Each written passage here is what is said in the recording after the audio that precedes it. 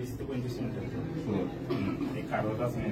बीएसआयला लगेच केला का फोन म्हणजे सर जमाव जेवढा होता की मला चान्स पण मिळणार नाही. काहीच करू शकत नाही कारण ते कोणाचं ऐकत पण नाही. त्याचा हात पण पकडला त्यांनी.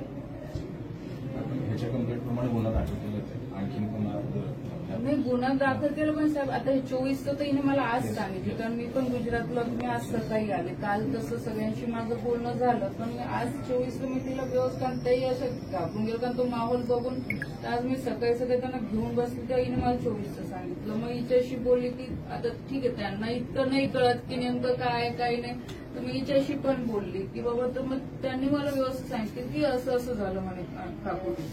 तुझं दिदी नाव काय?